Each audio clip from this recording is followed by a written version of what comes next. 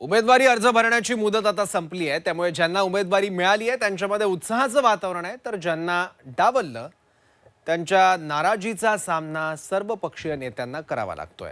राज्यात कुठे कुठे उमेदवारी न दिल्यानं कार्यकर्त्यांचा राडा, ड्रामा, आक्रोश झालाय, त्याचा आढावा घेणारा हा रिपोर्ट पाहूयात।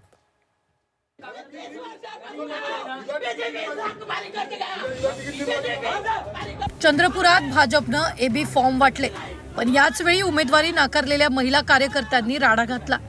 चक्क निरीक्षकांची गाडीच महिला कार्यकर्त्यांना अडवली आणि गोंधळ घातला।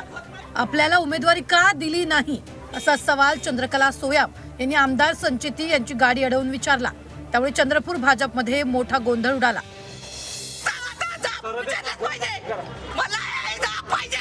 छत्रपती संभाजीनगरमध्ये नाराज कार्यकर्त्यांचा रोषाचा सामना नेत्यांना करावा लागला। तिकीट नाकारलेल्या काही कार्यकर्त्यांनी शहरातल्या भाजप कार्यालयातच गोंधळ घातला। इतकंच नाही तर आम्ही काय फक्त सतरंजा उचलायला आहोत का असा प्रश्न पक्षाला केला। यावेळी नाराज महिला कार्यकर्त्यांचा आक्रोश बघायला मिळाला।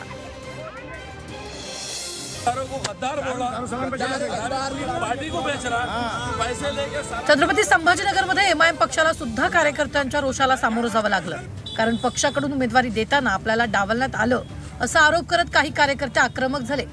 नाराज कार्यकर्त्यांनी यावेळी इम्तियाज जलील यांचा फोटो पायदळी तुडवला आणि घोषणाबाजी केली।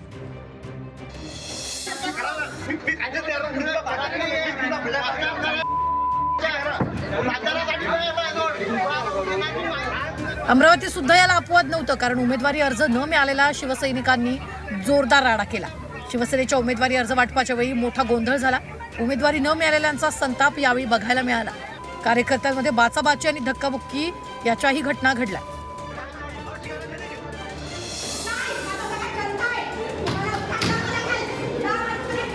ठाण्यात भाजपलाही नाराज कार्यकर्त्यांचा सामना करावा लागला।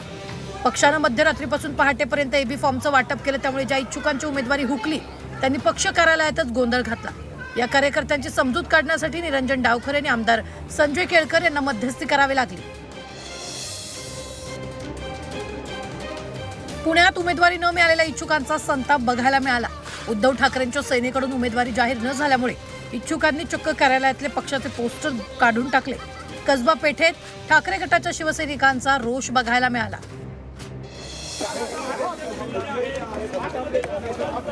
नाशिकमध्ये तर नाराजांचा एकदम फिल्मी स्टाईल गोंधळ बघायला मिळाला। इच्छुक उमेदवारांनी चक्क भाजपचे शहर अध्यक्ष सुनील केदार यांच्या गाडीचा पाठलाग केला। यावेळी भाजप आमदार सीमा हिरे, आमदार राहुल ढिकले ही गाडीत होते। नेत्यांना जाब विचारण्यासाठी बराच वेळ हा पाठलाग चालला आणि या प्रकरणाची दखल गिरीश महाजनांना घ्यावी लागली। त्यांनी आता चौकशीचा आदेश दिले। तळागाळातले मुख्यमंत्री देवेंद्रभाऊ फडणवीस साहेब आणि गिरीशभाऊ महाजन यांच्याकडे आम्ही कंप्लेंट करणार आहे। आणि यांनी जो काळा बाजार केलेला एबी फॉर्म घेऊन पळाले, 35-40 वर्षाच्या कारकिर्दीमध्ये कधीच झालं नाही असं हे आज झालेलं आहे। कार्यकर्ते तिथं फॉर्म भरताय आणि हे चोरून लपून एबी फॉर्म घेऊन पळताय, अध्यक्षाला घेऊन पळताय, फॉर्म घेऊन पळताय।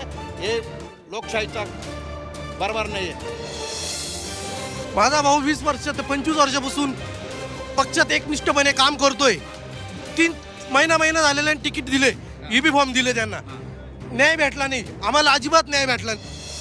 माझ्या भावाला न्याय प्रभाग क्रमांक 10 मध्ये भगवान त्र्यंबक काकड अजिबात न्याय भेटला नाही माझ्या भावाला। आया रामांना निष्ठावंतांना डाम तिकीट दिलेले, अक्षरशः आम्ही विरोधकांना अंगावर घेऊन काम केलेले। काय करायचं आम्ही, सांगा तुम्ही काय करायचं?